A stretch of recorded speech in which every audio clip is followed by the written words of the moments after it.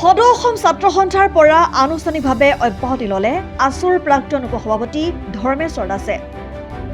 সুদীৰ্ঘ ৩টা দশক আসুৰ বিভিন্ন পদবীত কাৰ্যনিৰ্বাহ কৰিছিল ধৰ্মেশ্বৰ দাসে। শনিবাৰে ৰঙিয়া আঞ্চলিক ছাত্ৰ সন্থাৰ কাৰ্যালয়ত অনুষ্ঠিত হোৱা এক অনুষ্ঠানত আৱেগিক পৰিৱেশত সদৌ অসম ছাত্ৰ সন্থাৰ পৰা বিদায় লয়। অনাগত দিনত অসম আৰু অসমীয়াৰ হৈ কাম কৰি যোৱাৰ কথা কয়। কা সন্দৰ্ভত স্থিতি কোনোদিনে সলনি নহয় বুলি মন্তব্য কৰে ধৰ্মেশ্বৰ দাসে। আনহাতে জানিব পৰা মতে অচিৰেই কোনো এটা ৰাজনৈতিক দলত যোগদান কৰাৰ সম্ভাৱনা।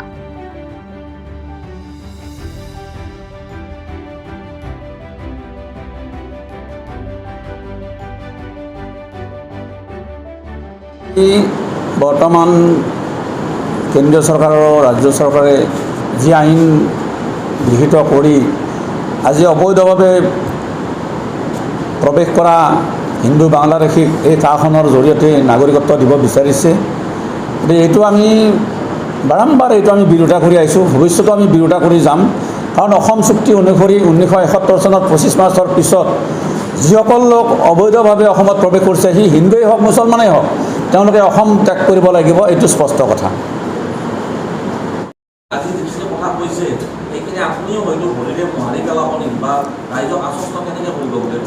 না, মই সেইটো কথা বৰ্তমানলৈ এই কথাবিলাক মই ভবাই নাই।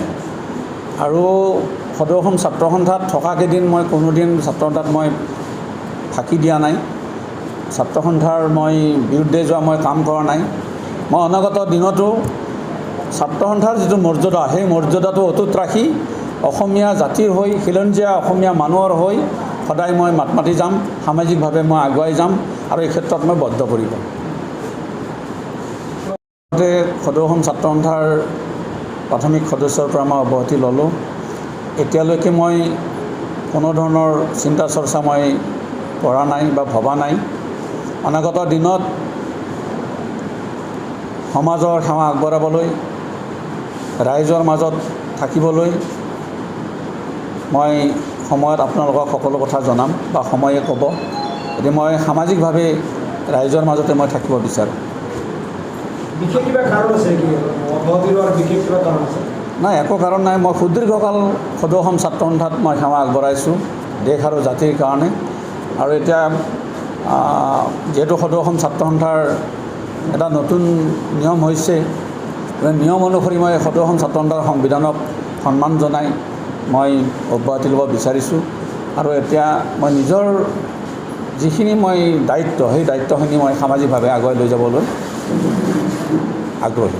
আজিৰ যিটো ৰাজনৈতিক বাতাবৰণ, আপুনি সুদীৰ্ঘ 3টা দশকৰ অধিক কাল ছাত্ৰ সন্থাৰ মজিয়াত আছে, গতিকে এতিয়াৰ যিটো পৰিৱেশ, ৰাজনৈতিক বাতাবৰণ আপুনি নিশ্চয়কৈ মন কৰিছে। ৰাজনৈতিক বাতাবৰণ কোনোবাখিনিত আসুৰ ভিতৰ চৰতো এই ৰাজনৈতিক বস্তুটো কোনোবাখিনিত চুইছে নেকি, বা আপুনি ওলাই যোৱাৰ প্ৰাক মুহূৰ্তত ছাত্ৰ সন্থালৈ আপুনি কি অনুৰোধ জনাই থৈ যাব? ছাত্ৰ সন্থাটোৰ শক্তিৰ ৰাইজৰ অনুষ্ঠান হিচাপে জীয়াই থাকিব। না, সদৌ অসম ছাত্ৰ সন্থা এটা বিশ্বৰ ভিতৰতে এটা সৰ্ববৃহৎ শক্তিশালী অৰাজনৈতিক ছাত্ৰ সংগঠন, এইটো আমি সকলোৱে জানো। আৰু এই ছাত্ৰ সংগঠনটোৱে বৰ্তমান সময়লৈকে ৰাজ্যখনৰ হকে, অসমীয়া জাতিৰ হকে মাত মাতি আছে। অসমীয়া জাতিৰ দুৰ্যোগপূৰ্ণ মুহূৰ্তত সদৌ অসম ছাত্ৰ সন্থাই যদি মাত নামাতে, তেতিয়াহ'লে কোনো ধৰণৰ সমস্যাৰ সমাধান হোৱা নাই। গতিকে অনাগত দিনতো সদৌ অসম ছাত্ৰ সন্থাৰ যি অৰাজনৈতিক ধাৰা, সেইটো মই অটুট ৰাখি সদৌ অসম ছাত্ৰ সন্থাই যাতে অসমীয়া জাতিৰ হৈ কাম কৰি যাব পাৰে, এইটোৱে মই বিচাৰোঁ।